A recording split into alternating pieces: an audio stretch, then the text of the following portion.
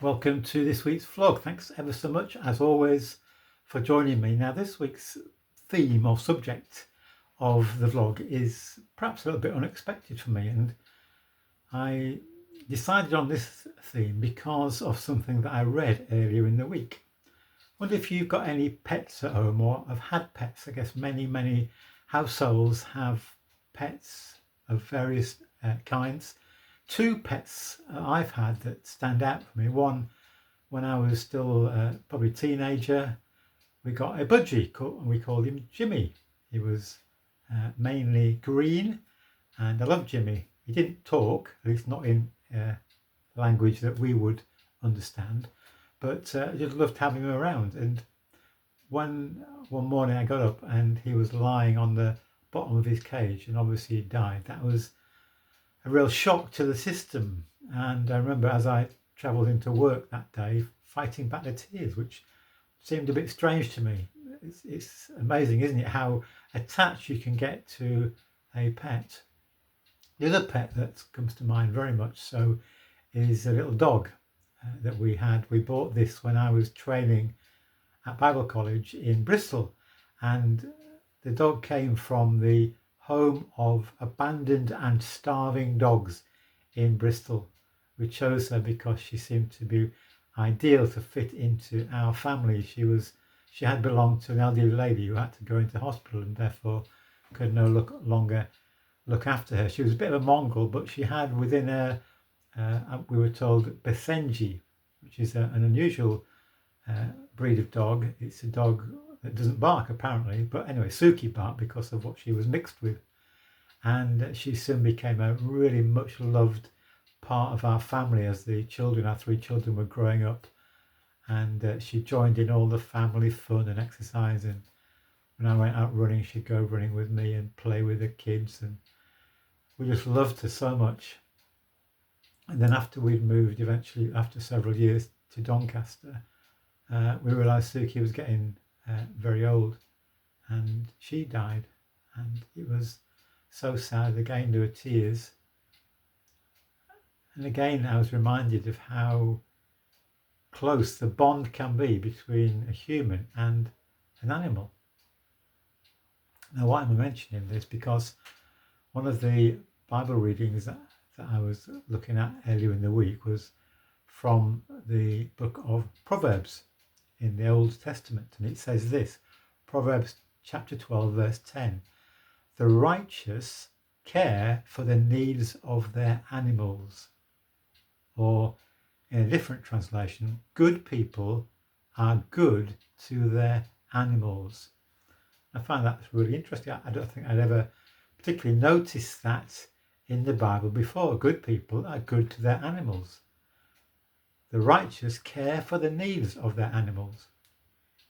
It's really sad, isn't it, when sometimes we see on the news or in the media of how certain animals have been mistreated and really have suffered from their owners who haven't looked after them or sometimes really badly treated them. Yet the Bible clearly says there we're called to look after the animals that are in our charge. That could be a family pet, or if you're a farmer, you look after your animals. And I realised that there are several verses in the Bible that are along that same kind of theme. For example, the book of Exodus chapter 23, 6 days do your work, but on the seventh day do not work, so that your ox and your donkey may rest.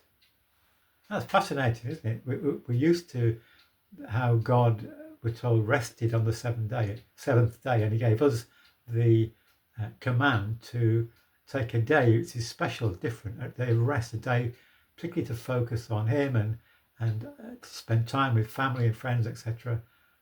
To just have a day that's a break, a different day.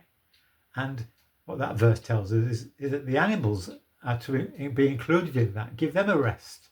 So again, it's about looking after, caring for, don't overburden the animals that are under our care. Or how about this in Deuteronomy chapter 25, verse 4? Do not muzzle an ox while it is treading out the grain. That's a bit of an old-fashioned illustration in a sense, but the ox was there in the mill, treading around, taking the millstone or moving it so that the corn would be crushed and the important element could be taken from it. But don't muzzle the ox. It seems to be suggesting let the ox take nourishment as it's working hard. So again, it's about care of the animal. Same book, Deuteronomy chapter 22, verse 6. If you come across a bird's nest beside the road, either in a tree or on the ground, and the mother is sitting on the young or on the eggs, do not take the mother with the young. So again, it's about care and preservation of animals, of creatures.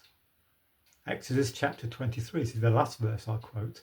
If you come across your enemy's ox or donkey wandering off, be sure to return it. If you see the donkey of someone who hates you fallen down under its load, do not leave it there. Be sure to help them with it. So the care for the animals is not just for our own animals, but for all animals, even the animals of those who maybe we find it difficult to get in with or we regard almost as our enemy. So there's just a few verses, and it's interesting that that's a theme in the Bible. God gave us charge, stewardship, if you like, over creation, and that includes creatures, animals, birds. So part of our responsibility under God is to care for his creation, and that includes plants, nature, but also includes animals. So what's the theme here? What's the lesson for us? Well, we're called to care for the animals in our charge, care for our pets, look after them, treat them well, and for all animals and for the whole of God's creation. When we read the beginning of the Bible, book of Genesis, we see God created everything and he looked and saw that it was good. God has given us an amazing world in which to live. He's given us parts of the world, got his nature, the animals, the creatures to enjoy, to appreciate, but to look after. And we often think about God called to love others, love people, but we're also called to care for animals and to look after them. So that's just a thought for the day that came through reading a passage in a book. Hope that's of interest to you.